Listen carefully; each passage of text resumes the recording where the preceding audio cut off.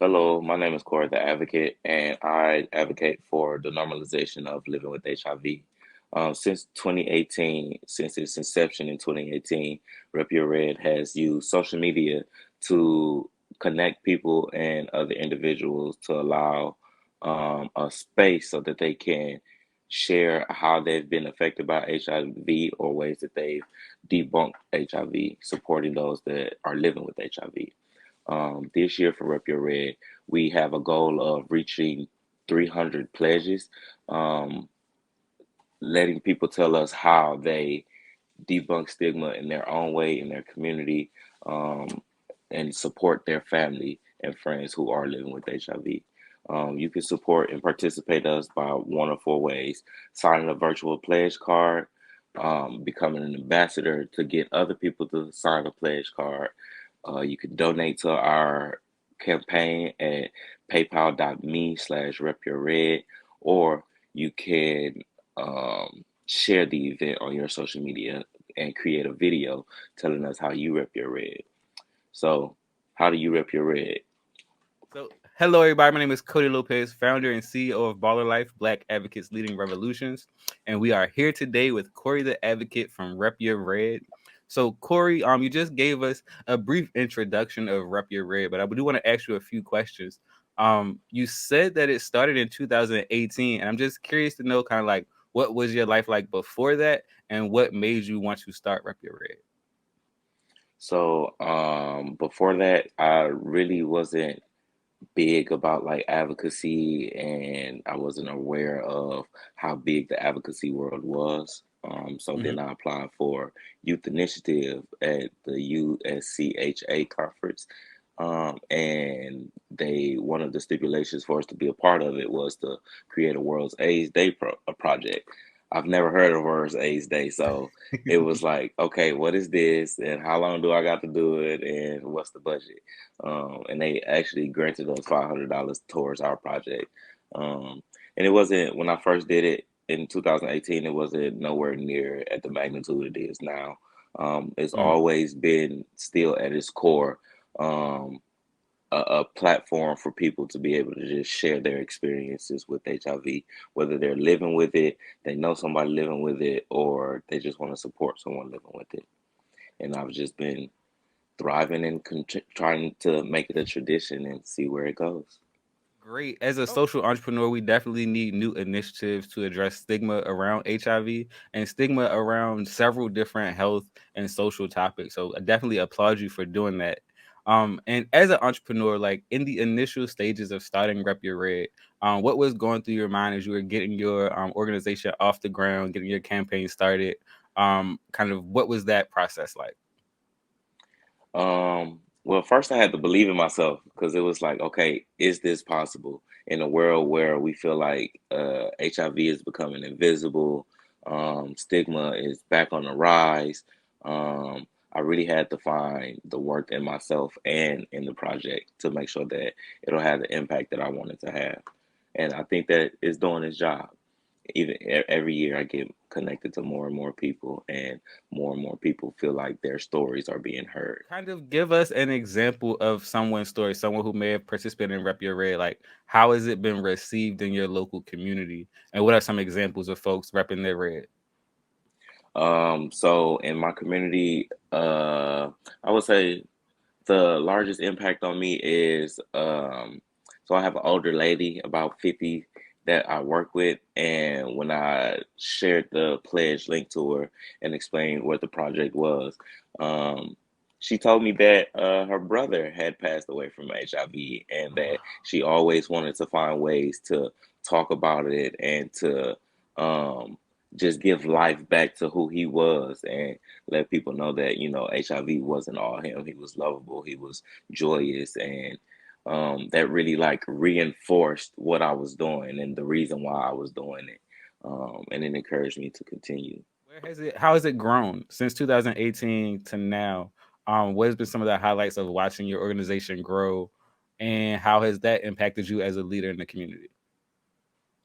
Of course. So, of course, it was in the beginning, it was a local project, so I only wanted certain local organizations working with me, and I could only partner with, of course, the immediate community that I was part of. But now Mhm. I'm talking about doing a national project, and I got ambassadors, and people are signing on to share the project and get other people to make pledges. I'm now am funded to buy incentives for participation. So it's amazing, and I'm not talking about $10 gift cards, $20 gift cards. So we got AirPods, Beats, the whole nine. So we really want people to be genuine with it and allow themselves a chance to win something, but to also show the connectivity that all our intersectional communities have, and HIV is just one of those. That's amazing. Getting funded for a project is no small feat. You definitely had to put in some groundwork to kind of make that all possible. So for other people who may be watching this and being inspired by your story of starting your own initiative, what are some kind of tips you can give folks, or just some pro tips you can give folks for when they're trying to start their own initiatives, or even just thinking about it, contemplating it? What are some tips that kind of would have helped you out when you were starting? Starting earlier. Do not wait 3 months before your event to start your event, because you never know how your passion will resonate with someone else. So if you have an idea, write it down, start planning it out, figure out who in your community you can collab with, who in your other networks, whether they're local, out of state, in state. Figure out how you can build a network of people, because one thing I'm not able to do is do this alone. The Some of the work is tedious and it has to get done, but some of it is you just have to let someone else hear your ideas to fill in those gaps. And always remind yourself it's possible. It's possible. Awesome. I always say that you kind of have to risk big to win big.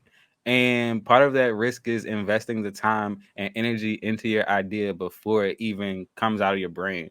Like you're saying, you Mhm. have to invest months of your time into a lot of these projects to make sure that when you do engage with folks, especially around something as sensitive as like HIV or other health topics, you kind of want to have things look a certain way. You don't want it to look shoddy. You kind of want it to look like, this is something that someone genuinely cared about. And I think that Mhm. passion comes through in the way that you talk about Rep Your Red. So how do you see this growing? What are your goals for the future? Where do you see Rep Your Red in the next 5 years? It's crazy you asked that, because literally, like, this is the blueprint. So I Hmm. never thought that Rep Your Red would be immense as it is.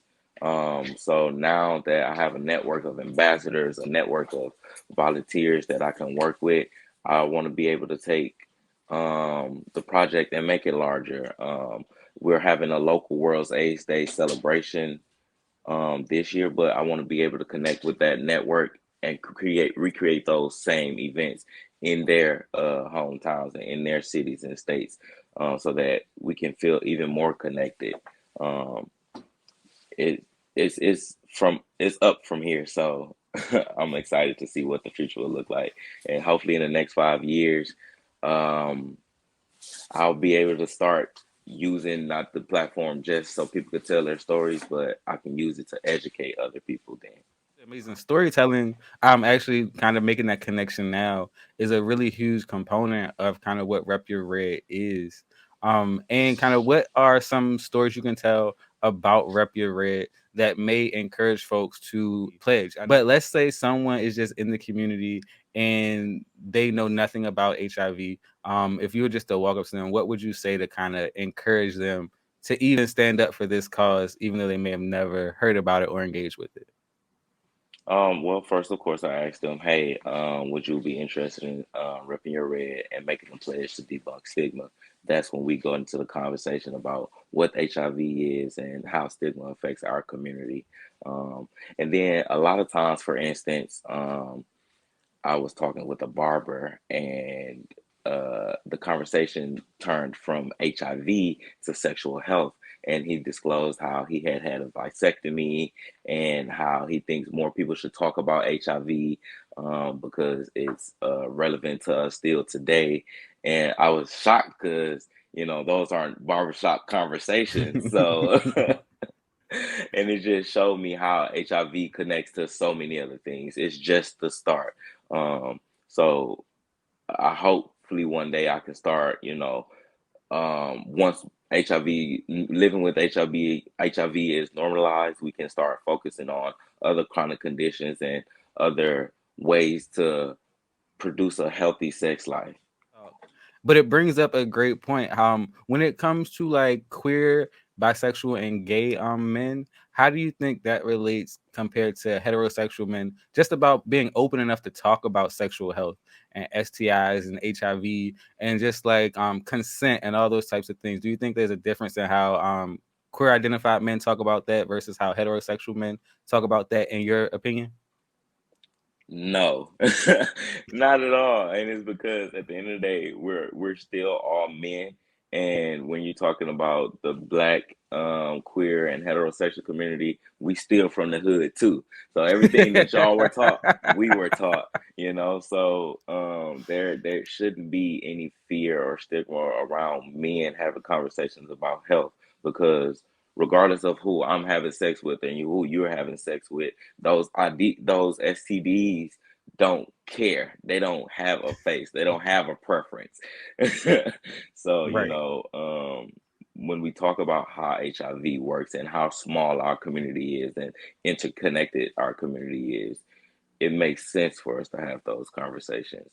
We all still are men, so there's some level of brotherhood and family that is there that connects us all. So we should be comfortable. We should have the comfortability to have these conversations with each other. And like you said, even though we may not be sleeping with the same people, the concepts and the outcomes and the experiences could be very similar. Right. And to quote the great Two Chains, I'm different. So are you. So it's like we should embrace that different, not shun it. Yes, embracing our differences, bringing people together. And you kind of brought in the kind of heterosexual black male barbershop perspective. What do you think the role youth play in kind of bringing awareness to HIV and social justice issues? How can youth be engaged in the process and become partners in changing the community? What are your thoughts? Um, since Milwaukee is such a youth protected city, it's hard to get sometimes youth input on this, but they have a role to play too, because they have uncles, they have sisters, they have brothers, and they too have stories. So, um, just finding ways that they can articulate what they have to say, going into spaces, maybe not the schools, but spaces where they hang out, drop-in centers, social clubs, making those connections and giving them the option to, not saying, "Hey, you have to do this." Um, and youth are very creative. They have all different types of ways of doing things and producing things. So just giving them something to say, hey, what can you do with this? And letting them flourish. I think that's how we get youth involved. What do you mean when you said Milwaukee's a youth protected city? Just for some folks who may not be familiar with that area, what does that kind of mean? So you might now even see it now with a lot of the laws around trans policies. It's to protect the kids, or the kids aren't ready. So when organizations want to go into schools and start talking to children about sexual health or even condoms, there's a real big pushback about what we can talk to them about. Most of the trainings and educational materials that are produced are around protecting children from pregnancy. But, I don't think that the world is just pregnancy anymore. So, how do we Facts. make it inclusive and well rounded so that these youth can go out into the world feeling equipped and like they feeling like they have the tools to be successful at dating, successful at consenting, disclosure, all of those other things that come with sexual health. Okay. You sound like a sexual health professional. So I kind of want to dive more into that. Like that seems like a great kind of backstory for Rep Your Red. Like have you been a health sex educator before? And kind of I how did have that journey not. get started? You have not. So you just learned all of this on your own. Like how did you learn all of this information? Um, I've learned it literally just by educating myself about who I wanted to be. Um, I have a concept called sex positive, and sex positive means to create spaces to talk about things like consent, disclosure, and trauma that came with sexual health, because we know that everybody don't lose their virginity the same way, and we know that sometimes. Uh, in some instances, people, their first time that they became positive was when they first had sex or in their first relationship. So, how do we talk about these things? In what spaces do we share these stories? In what spaces do we ask for help?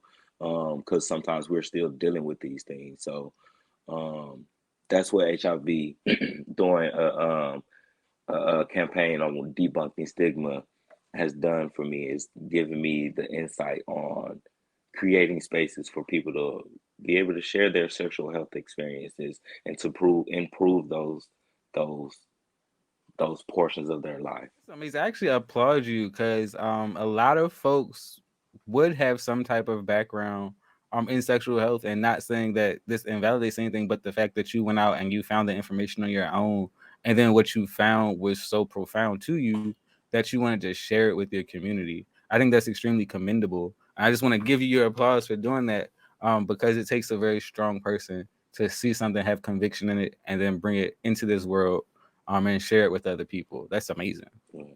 Thank you, thank you. You're welcome. So this was just a quick interview, but I do want to give you a chance to kind of say whatever else is on your heart about Rep Your Red, about your background, your history, where you see yourself going in the future, and just anything that the folks kind of need to hear. I just, if you have already supported, thank you for your support. But hey, we got so much work to do. Let's get these pledges out and see how people rip their red. So share, make a video, and sign a pledge card or donate, so that we can create a commercial one day to debunk stigma around HIV. Awesome. And if anyone wants to follow up with any of the links or with Corey the Advocate, you can go to www.BALR.Life, and there is a link directly to his Rep Your Red donation page, and it also details everything that you need to know to Rep Your Red and be prepared for this December 1st World AIDS Day event. So I do want to thank you, Corey, for joining me this morning, and sharing your story, sharing your ambitions with the world. And I will talk to you next time. Awesome. Thank you. Have a great day.